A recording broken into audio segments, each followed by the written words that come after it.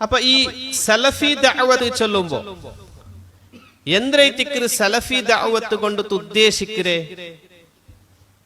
ഇതൊരു പുതിയ തരീഖമാ, ഒർക്കമല്ല. സലഫ് ചൊന്ന പദത്തിൽ നിന്നൈത്തിക്കര് സലഫി ചൊന്ന ഒരു പദ ഉണ്ടാവൂരെ. സലഫ് ചൊന്നെങ്ക് മുന്നൽ കലിഞ്ഞു പോയ ആൾമാരുണ്ട്. ഞങ്ങ ഇതിരെ സലഫി ചൊന്ന ഒരു പദത്തെ പരിമിതാക്കുമ്പോ ഞങ്ങ സലഫ് കൊണ്ട് ഉദ്ദേശിക്കര സ്വഹാബത്രൈത്തിക്കര്. ഒന്നാമത്തെ സലഫുമാര് സ്വഹാബിമാരൈത്തിക്കറാറ്.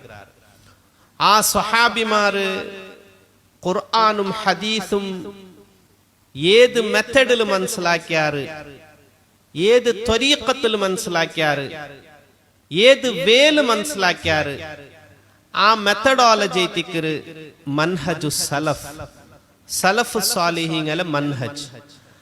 ആ മൻഹജിനെ ഫോളോ ആക്കിയിട്ട് ദഅവത്താക്രങ്ങ തിക്കറാറ് സലഫിമാർ.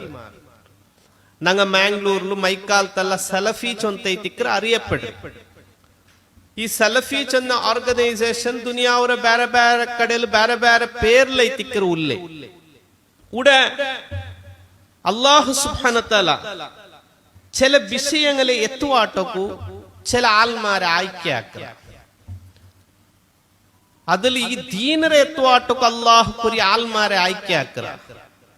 ആ ആയ്ക്കയാക്കിയ ആൾമാരെ കൂട്ടത്തിൽ ഞങ്ങൾ എല്ലാരും ഉല്ലാ ചെന്നത് എത്രമാ അല്ലാഹുരെ സ്തുതിക്കുള്ള വിഷയിച്ചിക്കരുത്.